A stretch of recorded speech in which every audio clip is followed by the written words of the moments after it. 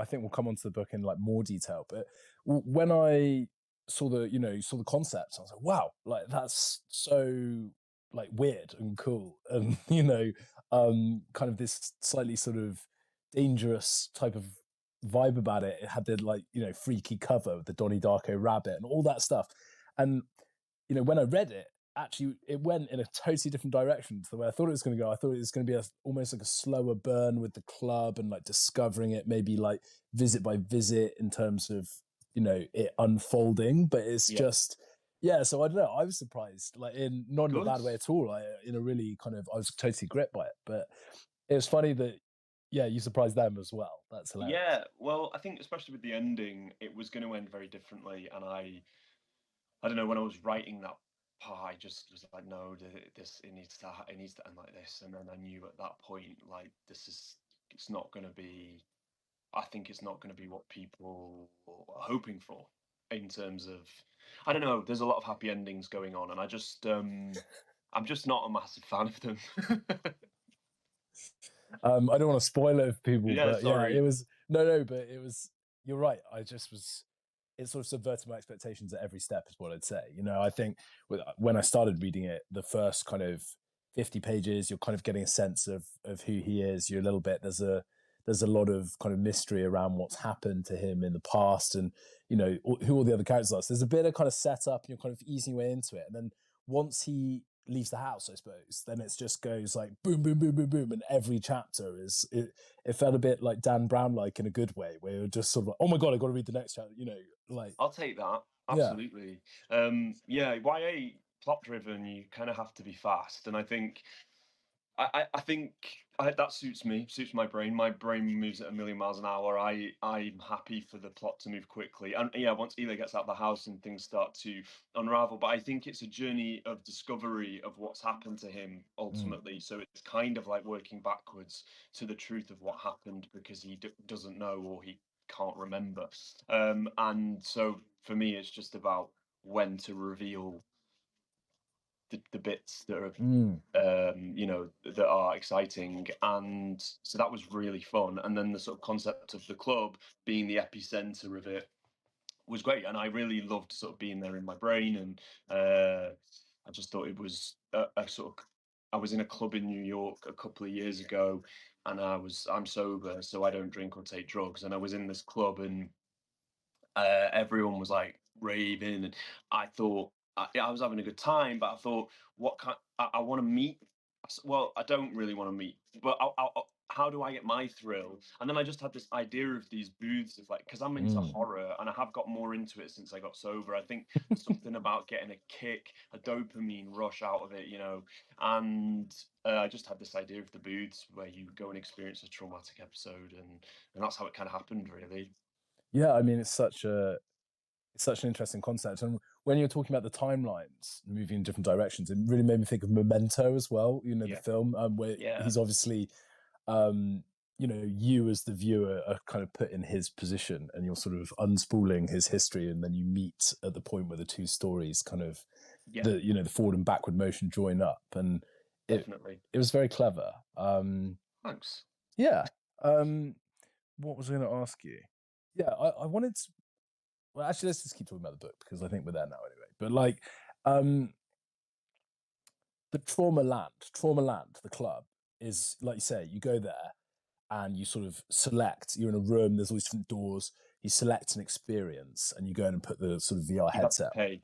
Yeah, and you pay for the kind of completion. So it's like you're paying per minute of the experience, and if you don't pay for the whole thing, you're kind of left on the cliffhanger, which is really compelling. But I mean, the thing that was so interesting about it was like one thing you can see this kind of happening, like people you could sort of see this being a thing. Yeah, I'd do And, it. yeah, and then the other thing was like the kind of yeah, the commodification of experience and of trauma in particular. And there's a sort of element in creative work, isn't there, where that is a lot of the time it feels I wrote a memoir before, and you are kind of mining your life for content. It's like Yeah.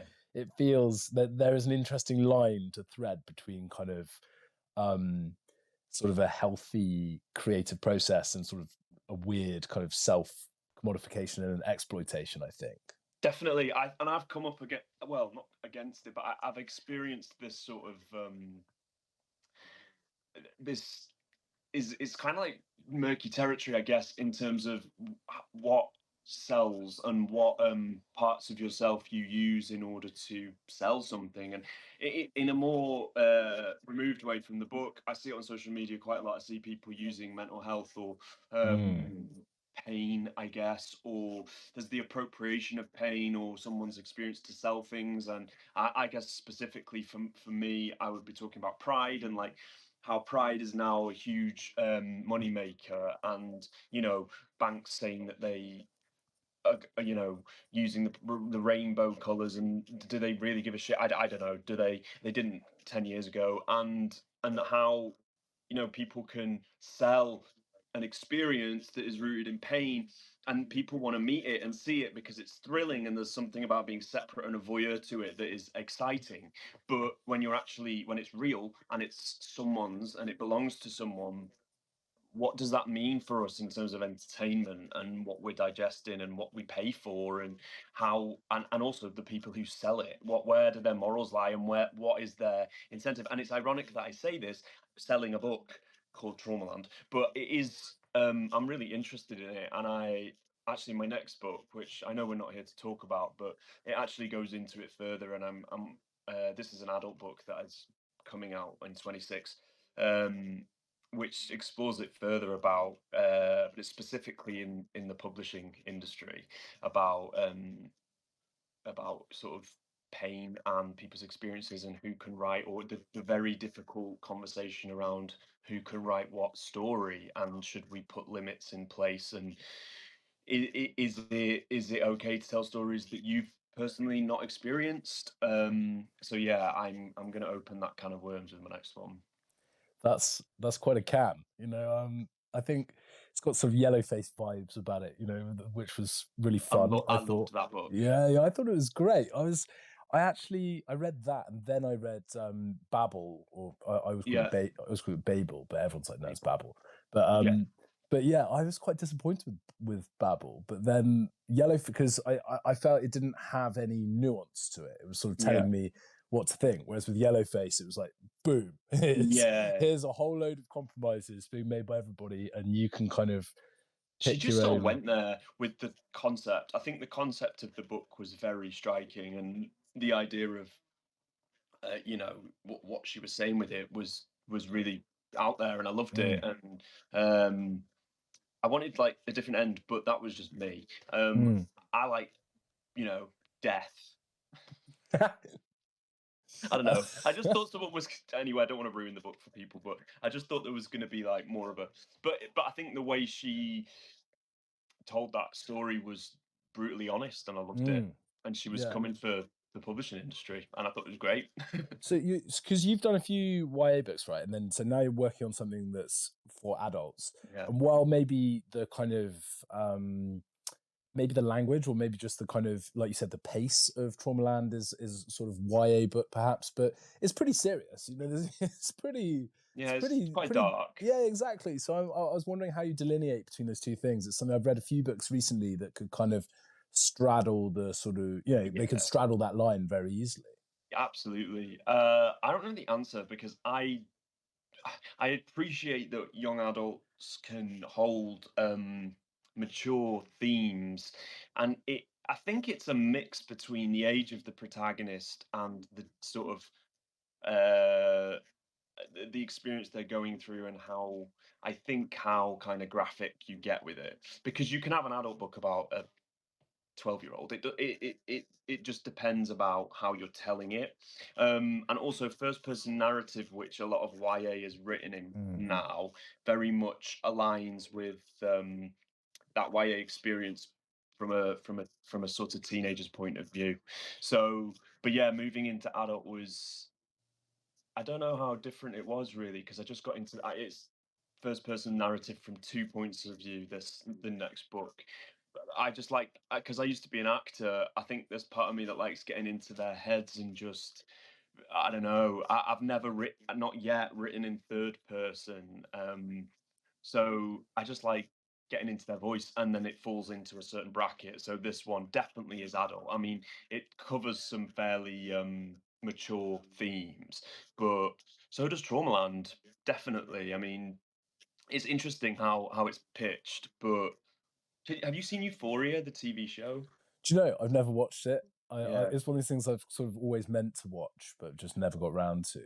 They're all supposed to be 16 in it, but it's crazy like what and I assume that a lot of what they're doing actually lots of 16-year-olds have experienced, but it's really brutal and dark, and it's just interesting that because that you wouldn't like I'm sure a 13-year-old shouldn't really be watching Mm. that, but so yeah, it's just interesting to see where the publishing industry, where your book falls within it.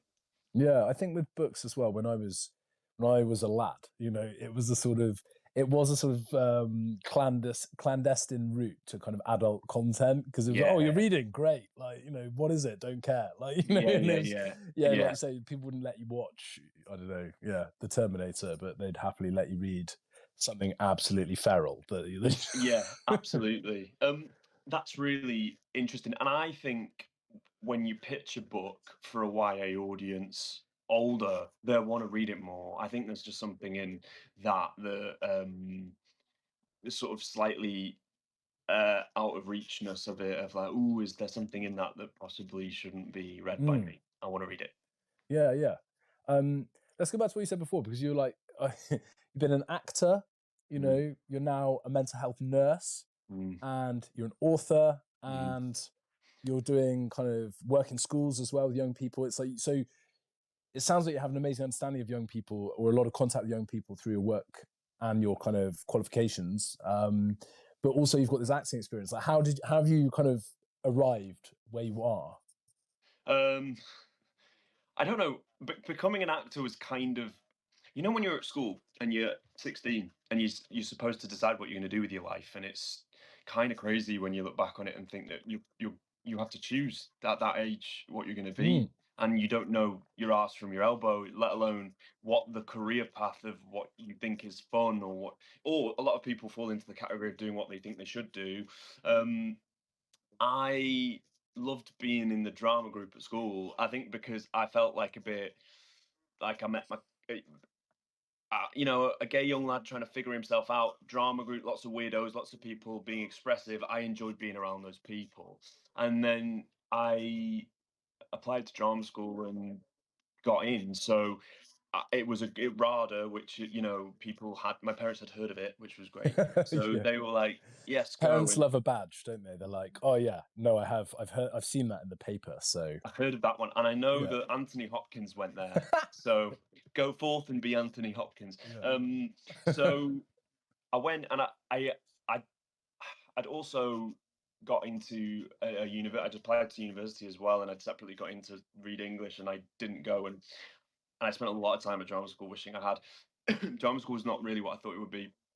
I won't get into it too much, but it was horrendous and weird and bizarre, and I wanted out very quickly. But I sort of felt this, oh God, I'm doing this now, and I've got to prove to people that you know, that I made the right choices, and then, yeah, I just struggled with myself. I really struggled with myself. Didn't really know myself, and I drank and took a lot of drugs, and ultimately the wheels fell off, and I had to get sober. And when I got sober, I think I just reevaluated everything, and I realized that I don't really want to be an actor at all.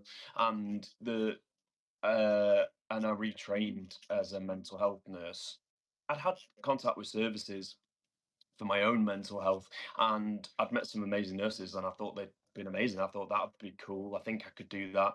And I found a lot of joy in it. I actually, you know, when I was younger, I would have judged that career. I would have been like, you're not, you know, if you become a nurse, you failed. You know, if you can't, you know, if you're quitting acting to become a nurse, what's wrong with you? What's happened? What a shame. And actually, I was so happy doing it, and I loved it, and I felt very useful and felt good at it. Felt really good at it in a way that I couldn't have said as an actor at all. Like I did never thought I was good at it. I just like craved the validation. And then sort of missed being creative, and I started, and what I was seeing on the wards was frustrating and difficult, and you felt complicit to a system that didn't seem to really give a shit. And or just was working badly and wasn't doing the right things. And then I started writing Happy Head, which is about a mental health facility that turns into a dystopian contest. And yeah, and then I got an agent, and then it all sort of started from there. And I really like to keep nursing if I can. It's quite a lot to juggle at the moment, but I like it because firstly, I can't really sit on my own in four walls all day being a writer. Like, it drives me insane.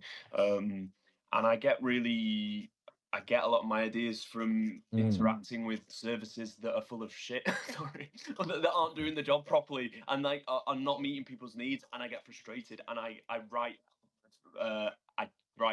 via anger massively. Like, I get a lot of my anger out via anger, and I don't feel angry sat in a place where I'm not meeting the real world, really. And but I say that now. It would be amazing to to have a bit slow down a little bit. But I love it, and I love nursing, and I think it changed my whole perception. Acting, you're looking at yourself constantly and picking yourself apart, and everything is very insular, and everything is so important and meaningful. And when I broke away from that, I just felt this release of, oh, I felt like that was not important. Like, for me, I mean, that art is important, and I don't want to take away from it is, but like my relationship to it was really toxic, and I just was there to feel people's approval of me rather than actually trying to create something that could be meaningful. And as an author, I feel like I can do that. So I'm a bit more resilient with feedback as an author, because when I was an actor, I was like, people would say things about me, and I'd crumble, and I'd think, oh no, people would say always the worst, ruins the play I read about myself, or I read Joshua Silva acts like a Disney princess, and I actually loved Yeah, that. well, I mean, I was like, oh, yeah, no, of course. join a long Um, lineage of iconic characters. It's I was great like, stuff. brilliant. Yeah. That's all I've ever wanted. And then so I would take it to heart, get very, I take it personally. And but as an actor, I'm like, sorry, as an author, if someone doesn't like my book or write something about it, I find it interesting rather Mm. than, I don't know. I just feel like I've got something to say, and I'll say it. And if you agree, you agree. If you don't, great, that's fine. I just feel like it works better for me as a person. I feel like I've talked a lot, Ben. You have, but I was enjoying it, so that's fine. No, there's something about the externalizing of the work, isn't there? Because I used to be an athlete, and it was a similar thing. That one of the good things, and part of being a great athlete, is being able to take feedback and act on it very quickly. And you do things for which you get feedback immediately from people, but it feels very personal to some people. Not everyone's good at doing that. Whereas I think there's something about externalizing the work, and then if you can detach yourself from it and sort of see it as a sort of container that you can like work on outside of yourself, then that's quite interesting. Um, yeah, I Yeah, mean, it's sort of obvious, but it's also just a sort of it's like a way of sort of seeing feedback as like like you said, a point of interest or a way of improving what you're doing rather than like a yeah, threat to your being. yeah. And also, I think like if you've had, I think when you, I don't know, like, as a man, I feel like I don't know, and like we've talked about going into schools. I go into schools, and I find it very interesting meeting young people, young men in particular, but in terms of how I think we're taught by society to develop as humans. And I think the external validation thing is huge. And actually, I feel like the schooling system teaches it. Like, you will get your validation by these external things, and there isn't much room for like learning about values and empathy and respect. And I I wish I'd learnt those things earlier. I think I wish that I'd learnt to sort of, without sounding too much like a wanker, I wish I'd learnt to meet myself in terms of who I am, regardless of those external things, because I spent a lot of my life trying to get away from myself and avoid myself. And ego is, the build-up of our egos is a way of doing that, to present ourselves in a certain way. And I still battle with it, and when and I feel like it's sad because I feel like the schooling system actually pushes that narrative for young people, young boys, be this, look like this, achieve this, and especially now with sort of more worrying narratives coming from various people on the internet. I saw someone say, it was Elon Musk who said, empathy is the enemy of society, I think is something, I'm paraphrasing, but, and I just, that's so mental that that is being given to young people as something they could hear, when, because that removes people from themselves, and actually what you get is just a load of people who are avoiding pain and avoiding themselves, and it just creates weird behaviors, and it's why we get people like Elon Musk, because or Donald Trump, I don't know, sorry to get political, but it's fascinating to me that we're not taught to, as men really, to see what's going on underneath all that, and I think that's a problem, and I think reading and books help this, because very rarely do I go into a school actually and meet young people who say, "Oh, I read a book last week about what it's like to be this kind of person in this world, and I learned that it's really difficult to be, you know, from that demographic, and basically learning empathy and what it's like to be someone else." I never hear that. I hear I'm trying to get top grades in my A levels, and I think this is just a personal thing, but what I value as intelligence has changed massively since writing books and since going into schools and meeting young people who are absolutely tortured by the exam system, and for what? I mean, there is so much more to people, and reading allows people to meet versions of themselves they didn't know existed. Yeah, I, I just I feel like I'm no, rambling. I agree. I mean, one of the things, the ways that I kind of sell books into people, I suppose, is that yeah, they're these empathy vehicles. If you think about it as time spent, you spend, I don't know, 6 hours, 10 hours with a book, in someone else's head, or whatever that book is. Whereas if you watch a film, it's less time. If you're playing games, depending on the game, but it's probably less time again. So there's something about that contact time outside of your head and in someone else's that's so powerful. But I find when I meet the boys that I work with, they're not necessarily super forthcoming initially, but then I find that they're far better equipped than I was as a teenager Oh, to for sure. have these conversations. They seem to have the vernacular to engage in a discussion like that. There's definitely more language around it. I definitely agree with that. And I actually feel that they want those discussions, but the Mm, pressure from the expectation around them still exists of like, look a certain way and be a certain mm. way.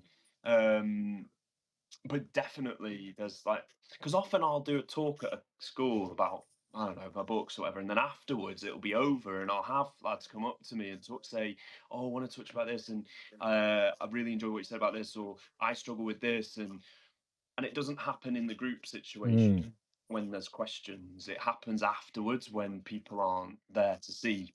Um, I think there's still pressure to come across in a certain way, and also like, you know, sadly, I think reading is still seen as, I don't know what, but not cool maybe by some kids, um, and that's a shame. But also, it's difficult for people to read now because everyone's I was going to attention say, spans are. I think it's hard. I think people find it hard, and I think they find it hard, like you say, because of the perception, but they find it hard because there are things like playing games, which is like really fun, and I Yeah, think also they're really social. That's the yeah. other side of it is these big things like Fortnite, or whatever else. That you'll kind of hang out with your mates for hours every night, so it is really cool. And I grew up in a quite isolated place, but what you're saying as well about the sort of individualistic aspect of school. What I found fascinating from this conversation I just had with Ollie McVeigh, who's the secondary school teacher of the year, who I work on this literacy project with a bit. But he said something fascinating where he almost kind of sets up the classroom as a team environment. He's like, we're a team, and there's a floor, like which is maybe not the it's like a grade floor, and it's like nobody in here should be below this level. Can we all kind of co-agree? And if people are struggling, then it's on every one of us here to kind of pick them up, bring them along with us. It builds this kind of like, yeah, communal environment in what you're right is a sort of, you know, you, for you to win, not everyone has to lose, but it can feel like that. It's a bit like, well, if I get mine, then who cares about you? So I think it's Yeah, engendering that kind of community aspect in your yeah, classroom. And that's I great. found that a fascinating framing Yeah, for the because when I kids. was at school, it was competitive. It was Mm, competitive. You wanted to beat your peer. Well, I don't know. Some people wanted to beat their peers in exam mm, results, but other people also wanted to look like they weren't getting exam results because of a certain perception they yeah. wanted to fulfill. Whereas if you're all working together, I remember when I got into college and things shifted because people actually wanted to be in the classes they were in, and things felt more exciting and more alive and more fun to learn in a group where everyone's in it together. But we live in a reward-based system, so I think that's what I mean when I say the external is very much still driven to achieving success in a way that is rewards based. But what do you talk to the boys about, like specifically? Because what you were saying earlier is kind of, and when I go and talk to them, I say, oh, I achieved these things. I played rugby, but I didn't play, I didn't play the best version of it. I didn't do what I wanted in a way, and then they find that an interesting discussion, or at least, for someone to say that an interesting perspective. And for you, you're saying you went to RADA, it's kind of Top Gun actor, but like, it wasn't what you wanted really, or it wasn't what was good for you. And actually you found that, there's an amazing sort of purpose in other people and kind of working like with and kind of on other people. And you must explain that sort of thing to them. And are they surprised by that kind of perspective? Yeah, they're surprised. I think I think they are like, why would you quit being an actor? And I tell them, I've done some stuff, some cool, objectively cool things. Like I've been to Broadway and done in the West End and done Mm. a few TV shows, and I think for them to hear that I had made a decision to step up. See now, for me, when I see someone making a drastic change in their life, I really respect it. And I think back then I would think, even when I was their age, I would think, oh, they messed up their life or they didn't, and now I think it's incredibly cool to see someone go, this is not what I want to be doing with my life, and pull out. And I think also because it's nursing that I changed to, there's a perception of it that's like, were you just going to be a nurse or did you always know you were going to write? And the answer is I didn't know I was always going to write. I just knew that I was unhappy and I was trying to sort of feel my way through and find what was making me happy, what would give me a sense of purpose, really. But what do I talk to them about? I talk to them a lot about feelings, to be honest, because I have loads of them. And when I was at school, I had loads of them. And I feel like, I mean, I don't want to sound too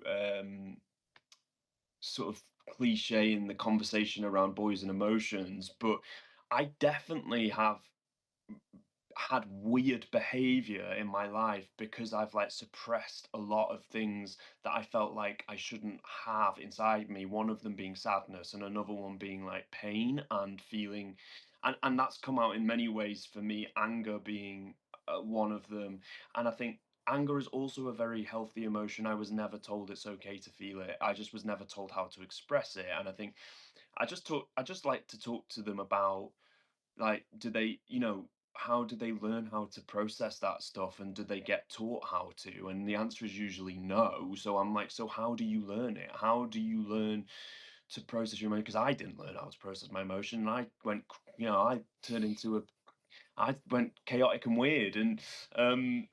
And so I'm still on a journey of learning to process my emotions. So I'm like, honestly want to know. I don't care what you get in your English GCSE. I really want to know how you're learning how to sort of manage the fact that you're probably extremely stressed and under an extreme amount of pressure right now, and that you might be sad about stuff, or you might feel embarrassed or humiliated, all this stuff that we feel so much shame around. And I learned, you know I feel like narratives and books are a great place to feel so much not shame, because when you're reading it's such a personal experience and you're on your own and it feels very singular, and I think that the shame doesn't, you just feel this connection to something. And you've cried at the end of a book, right? And the No, feeling, no, no, no. the feeling of that is so like it's an amazing feeling. Yeah. And I can remember those books that they're very burnt in my memory. And it's processing emotion and learning that other people have them. And I don't know, I just like to talk about it. That I think because it's very much part of my inner world of, like, I don't know, I've just always had a lot of emotions, and I've got to a point now where I'm like, I will always have them. And yeah, you learn to regulate as you grow up, and you learn to deal with the difficult stuff. But I had no language for it. I just didn't want to go near them. um so yeah, we talk about that, which is fun. But it's interesting listening to you as well, because the idea of like the container for wisdom, your books and they're novels. You're not kind of you're not writing journalism. You're dealing with real people in real situations, and you've clearly taken some inspiration from like your day-to-day existence and novelized. Like, what is it about fiction as a container for wisdom? Like, do you think it's more effective than a true story in some respects? I just think I couldn't write my own experience. I would find that weird and icky, and I wouldn't know how to put it into words. But I can absolutely infuse characters with stuff that I've felt, or some stuff that I've like been through, maybe. Mm. And also, I love, like, the idea of sorry, it says my internet connection's unstable. Is it? Ugh, you seem fine to It me, seems but fine. yeah. I just feel like with fiction, you can just go for it, Mm. and that's where I found this, like, my love for like dystopian. I Yes. wouldn't call my books full dystopia. I'd say they're like more dystopian origin stories, the beginnings of something turning in a societal sense of where the world might be going with technology. It feels with Traumaland like you've just taken like now and maybe just turned it up a little bit, and Yeah, so that's why it's so compelling too, because it's not a big leap no, to see that happen. And you can see it happening kind of in a theoretical sense now, but then the practicalities, you're like, okay, well, this is, I can imagine in 5 or 10 years' time that this could be a thing. yeah, absolutely. And it was a really interesting conversation with so the dad works for the government, doesn't he, in the book? And Mm. my editor, Katie, she's amazing. And she said, well, what if the government is like run by tech bosses? And I was a bit like, would it? And then, the inauguration recently and stood behind Trump was all tech bosses. And I just thought, yeah, her instinct was so correct there, that the way the world is blending politics and technology is like scary. And I do feel like we're on the precipice of something kind of crazy happening because of AI. And I just think that nothing's off the table. I just don't. I do feel like in like 30 years' time, we will look back on the world we live in now and think, what was that? No, I think so too, and you can see with creative work too, with the government quite happy to kind of sign over an entire nation's creative copyright to these randoms from these AI companies. And you just think, what? Like, Yeah. you really? And Yeah. and yeah, and obviously there's been quite brilliant backlash over it, but the horse has bolted. They've already taken all these books, so you're just like, well, what Yeah, could it's like it's already happened. it has. And I think there's stuff happening that we don't know about, that we think would be crazy, but I think is happening. I Like do. what? Um, I think that no, I'll sound crazy. I'll put it in a book. I Yeah, think yeah, that that's probably. there are ways that AI can blur um, the way I think. So my next YA book, I'm gonna write about something that I want to write about. Like, so a boy, he thinks he's in a mental health hospital for killing someone, and he remembers it in the CCTV footage, but he actually didn't do it. And what happened was is that he had. I'm worried that I'm gonna. Well, something called motive insertion is what I'm trying to look at, where you can go into people's subconsciouses and start to plant ideas, and through AI you can start to alter the internal world of people. And I think that that could be happening, that people are being changed and altered on an internal level in ways they don't know yet. That's sort of. Do I sound crazy?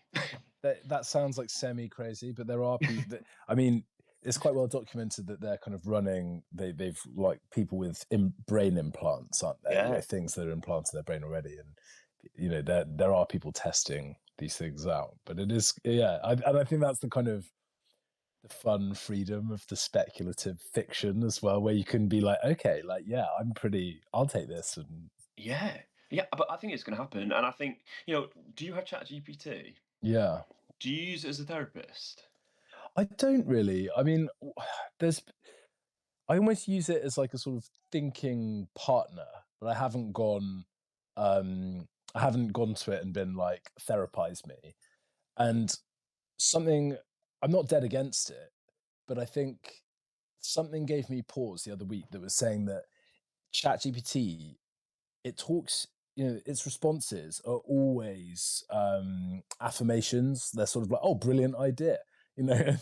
And then you're like, oh yeah, I am brilliant. And then Yeah, there's you're this, wonderful. yeah, obviously, and then so everybody, and the other side of it is obviously you know, it was a kind of non-profit. It's now explicitly a for-profit business with the kind of oversight of a non-profit in some respect, but they kind of burned through that one when it kind of came to a head. You know, people are paying, so it's, you know, they want to keep you as a customer. They're not going to go, you're an idiot, and you know, Yeah.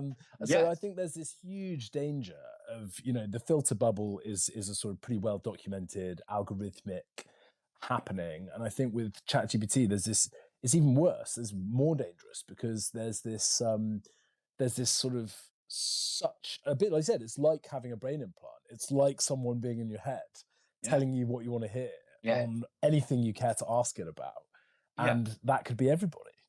Absolutely. And I think you can justify a lot of your behaviors by funneling it through a platform like ChatGPT that is only going to be affirmative of your experience. And Mm. unless you directly ask it to like be critiquing you and if you're telling it enough your behaviors and what you're doing and how you're acting, then it knows you. And this is to me is like where we're tipping into like really like different world. But it can you can ask it like, should I make this decision, should I um emotionally, I feel this way about something, what should I do? And it will give you a response, and it will be so affirmative and so positive in its wording that you might believe it. And that, I mean, what's it based on? The internet.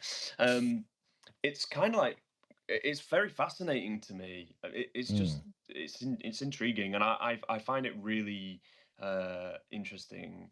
And I just did you see the film Her? Yeah, it's one of those films. I watched it when it came out, and I've always meant to rewatch it, but I've never got round to a rewatch. But it it was just brilliant, wasn't it? And it was so on the nose, and Yeah. yeah, He it's just fully fell in love with it. And I just think that's going to happen. And I think what it will do is isolate people. And I think so. mm, These tricky conversations that you can have with ChatGPT now, rather than having it with your mates or your partner or family members, where you learn together your experience, and I worry that it will turn us into these like floating beings that have no ability to have conversation with each other about difficult stuff, rather just like ask your little pocket mate what to do. um and it kind of removes the idea that making mistakes is useful for human development. Do you know what I mean? yeah. And I think if you combine it with remote work, where you're never kind of forced into a kind of face to face, you know, if you can just communicate over Slack forever with everybody, you know, Yeah. then you could sort of see that type of thing. I think one of the interesting applications of it that doesn't seem to have taken off very much was, I saw this guy a while ago, and he had almost made, like, you know, he'd trained one model on like Jesus and one on Socrates and one on whoever else, and had all these different kind of sages, I suppose. And it was like, oh, I can go and, what would Jesus say about, these things I have to say, and what, and you could kind of quiz these personalities. And the other side of it was that if you were, so say you were an expert on something, and I'm going to humbly submit myself as I wrote this handbook about like athlete career change, and I was like, could I put the book in and turn it into a bot, into a kind of a chat bot that you could go to as a sort of athlete, think about the end of your career, and almost get into a conversation with it, informed by the content in the book. And it kind of half worked, but Did it? yeah, and you had to kind of keep telling it to stop being so verbose, a bit like someone needs to tell us. But but it was very, yeah, it wasn't quite right. And then the other thing was, it seemed like, oh, this is like, it only existed on ChatGPT, so only someone with a paying ChatGPT account could then Right. talk to it anyway. So I was a bit like, well, this is a sort of difficult thing to engage with as a customer. But you could definitely see, so, particularly people with the big podcasts, the people who are kind of domain experts, if you could load on the kind of train it on, I don't know, Esther Perel, and talk to it about, your intimate relationships, and it would be informed by her. You could see that as the kind of way of her scaling her kind of teachings to the masses, which is pretty interesting. But again, if it's all underpinned by this very opaque amorphous sort of super brain that you've got no oversight on, then it's pretty precarious. It's a pretty precarious place to put yourself, kind of emotionally and intellectually. Yeah. Also, you could easily ask ChatGPT to write you the plot of a dystopian thriller. You could. And yeah, and I'm sure many people have. And I find that really fascinating too, because in itself that is very dystopian. And also I kind of love it. I kind of love that you can do that. And I find it fascinating that the technology that we created will start to tell us the stories that we inhale. And I just think I'm not, I don't know if I'm against it or not, but I find it very interesting that it's going to be happening soon. Yeah, I mean, I don't think it's inherently bad. There's already big authors, people like James Patterson, who is almost the creative director of his own books, and it's him and then a writer's room of people who are trained on his style, and yeah, he's like, this is this, you lot go away and write it, and I'll kind of review. And yeah, you can just see the ChatGPT thing as being a kind of logical extension of that. yeah. But yeah, I mean, I find it good as a sort of first pass edit in a way, or a bit like what's missing, or a quick bit of feedback. But I think it still lags behind someone who's good. So like a Yeah, person with taste, I think it doesn't have that's it. taste. Because books are not, you're saying something, right? So your chat GPT can align your thinking to sound palatable, but it doesn't necessarily have your point. It doesn't have your point of view. And what makes a good writer, I believe, is a point of view. And everyone has one. And your own individual singular experience is where your creativity lies. And your chat GPT does not know that, and is not able to see the world from your eyes. So I do believe, kind of hopefully, that creativity will remain human. um, but yeah, I'm excited to see where it all goes. No, I know what you mean. I'm a little bit like, I'm a bit ambivalent. There's some obvious ways in which it could be used, which I think are just like obviously bad. And Yeah, then there's some other ways you're like, oh, so there could be something really fascinating like in this somewhere, and I don't know where it is. And I'm interested to see I where it is know. going. Yeah. Hopefully, we'll still be on this planet, but I don't know if we will. not if not if our overlords get I their feel way. like there is somewhere else that they're planning to take people. I was going to say us, but I don't think I'm going to be on the ship. I don't think I'm No, going to find. they'll leave me and you for Yeah, sure. we'll They'll be stay yeah, here. they'll be like, we'll leave them. They could, We'll head up the apocalypse down here. yeah, they're preoccupied with those books that no one reads anymore. So it's like, Yeah. yeah. There's a couple of questions. So we've got, how do you go from crazy cool ideas to writing the story without being heavy-handed in inverted commas? How do I go from crazy cool ideas to writing stories without being heavy-handed? I think what I'm taking from that question is how do you take your concept that can be quite so you can have quite a bold concept and then turn it into a narrative. I think so. I'll tell you, Traumaland. I came Mm. up with the title of the book before I even came up with the plot. Well, it's a great title. I mean, that's the thing.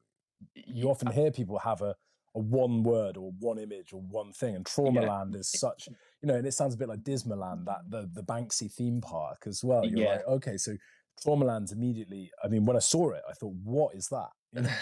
Like, Yeah, and I think images, like you just said, Ben, images are really like are very very visual in the way mm, sort of see things, and I think that character is how I mean, what do I know? I don't really know, but what I do for me, what works for me is doing it through character. So if you can come up with an amazing concept in terms of like the dystopian idea or the speculative world that you're writing about, but what you want to, what I believe, I'm saying this like I know, I don't know. What I think is that if you have someone who's experiencing it and they're just a human being who is experiencing it and they have something in them that they need to figure out, then you're going to have going on a journey with this character through the world that is like crazy big idea, but it's met on a human level because it's through the gaze of someone just like you, really,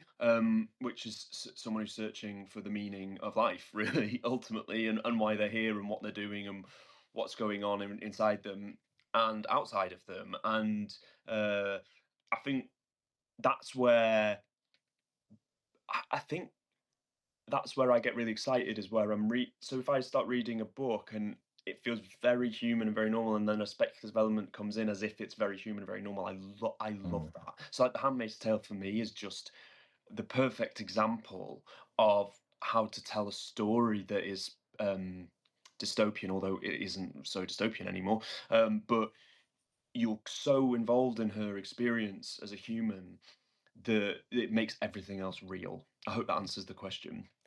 And there's something as well in the sort of um the Handmaid's Tale is quite vague, really, isn't it? The broader universe in which it sits is pretty like unclear. Yeah, But because we're so in her up close and POV. personal with her, then Yeah. yeah, it's like that we never that those broader questions are not they're not that interesting, are they? In a way, But that's great yeah. because it we don't as a reader we don't have to know the answer to everything, and you will just see what she sees. And as a writer, that's really liberating to be able to write with that in mind, because you can be, oh, I don't have to answer that question yet because he doesn't need to know the answer and he wouldn't know the answer, and Mm. I don't have to answer it for the audience. Do you know what I mean?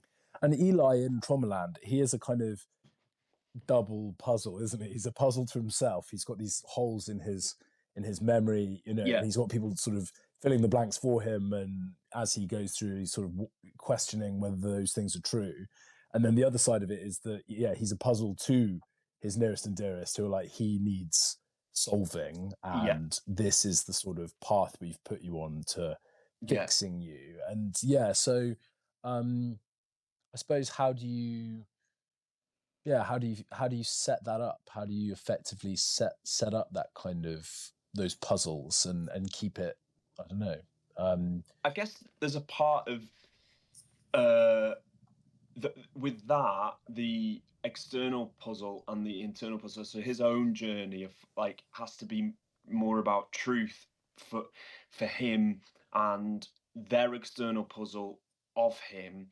It's interesting when someone's search for the truth might appear puzzling to other people. So Eli's ultimate journey is to find out the truth, and in the way he goes about it might look bizarre. He's quite, I guess, eccentric in a way. He cuts his hair and dresses up as different characters, and but he ultimately what he's doing is trying to find the truth and find the way, find himself in the way he feels.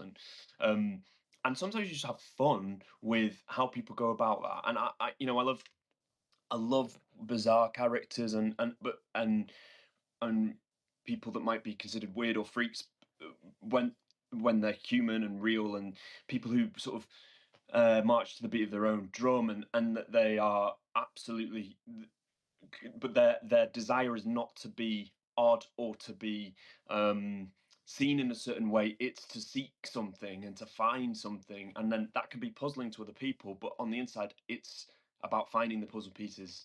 Does that make sense? Yeah, it feels like, I think when you read him, you know, he's on it. He's being honest, isn't he? He's Yeah. while he's kind of, sort of massaging the truth to kind of go on his journey, but he's searching, like you say, for truth, for honesty within himself, but he's not filtering him and his behavior in that sort of search, which, like you say, a lot of the book is pretty funny, as well as dealing with these like heavy topics. There is amusement when he kind of crashes into the real world, or like to kind of the other characters who are like, you're a weird dude, aren't you? And he's a bit like, Yeah. am I? Maybe. Yeah. Yeah. It's like, it's pretty funny. That And is I think fun. it's part of the skill in the book. It had had the humor, and it also had that kind of forward trajectory that he's on. It was almost like a sort of caper, like he's Yeah. going here to there to there to there. And it really kept the kind of pace of the book going. I think also that, interestingly, pace and humor, I think, are related to trauma, in that I think most of the funniest people I know are probably the most traumatized, and also people who move very quickly. I feel like speed of thought, or it can, and I'm not saying it is for everyone. I think for me in the past there has been another sense of avoidance of feeling pain, because you just want to keep going, keep achieving, keep moving, keep doing, because sitting and being still with yourself is painful and difficult. So you don't, and I think that I've experienced that in my life, and I think I gave Eli that, and because I was diagnosed with ADHD. I know lots of people have, talk about this diagnosis now, and we won't go too deep into it, but what I do feel, for me personally, is that yes, that I certainly have symptoms of that diagnosis, but I also think there's a case for like someone who has spent a life trying to not be with themselves and moving very quickly, and that is possibly based in a response to trauma, that you're trying to move away and not feel things, and I wanted to give Eli that version of it, because he moves at quite a quick pace, and yeah, so that's just another thing that I was thinking, that I find that was personal, that I put in him. No, it's amazing. It's amazing insight. I think that's yeah, and I mean, people like some of the people we've mentioned earlier. There are people who are constantly doing things. It's like, what do you want? Like, what are you getting away from? Why are you spending all this time? And there's people who, they do that with work, or they do that with gym, or they do, there's all sorts Yeah. of of numb routes to numbness, aren't there, in a way that we have, and they're not all chemicals. Some of them are experiential, which is super, or they're just, yeah, the doing, the And constant often doing. they don't appear unhealthy. No. So, like, work, great, you're working loads, or running, great, you're running Mm, loads. Writing books, mm. amazing, you've written 4 books in 4 years. A lot of it is avoidance for me. It's like, you know, I need to keep doing, I need to keep creating, and yes, there is a lot of joy in it, and there is a lot of healthy stuff that goes on in creating, but a lot of it is also tied up in like, how do I, I want to keep doing, because being still is hard for me, and I don't know if anyone relates to that, but Eli certainly has that quality, Mm. and sitting with himself is tough, and I think that's just something that I've experienced. You With know, your writing, let's I wanted to ask you some sort of broader questions about books, I suppose. And it was just like, who, yeah, where do you want to go, and like who, or are there writers you admire that you admire their career trajectory, or their, specific books, that sort of thing. yeah, books.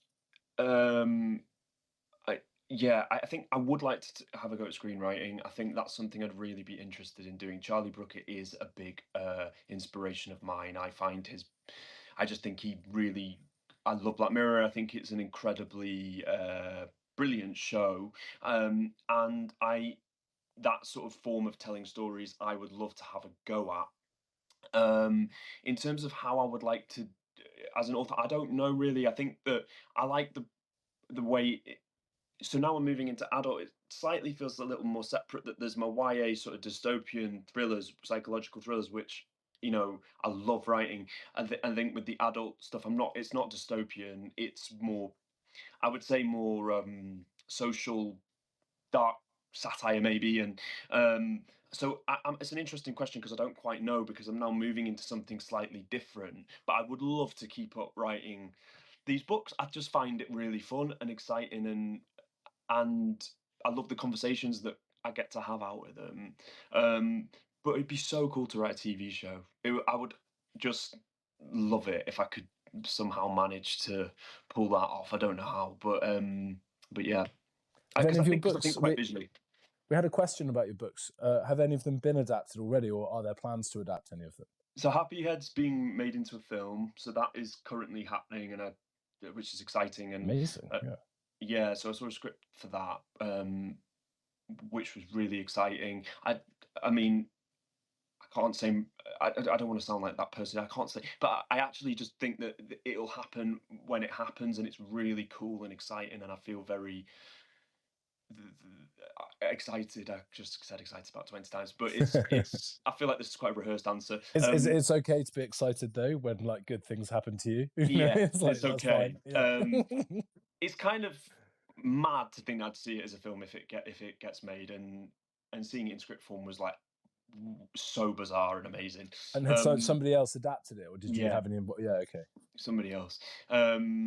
And yeah, Traumaland. Well, so Dead Happy is obviously part of that, and Traumaland is. Yeah, we're meeting with. I think it would make a really good TV show, and Yeah, I yeah. don't know whether I can be involved. I didn't want to be involved in the Happy Head script because I really don't have any experience in doing that. But if there's a way for me to be involved, maybe with somehow with adapting, but there's something exciting about giving it to someone and saying, "Let's see what you think."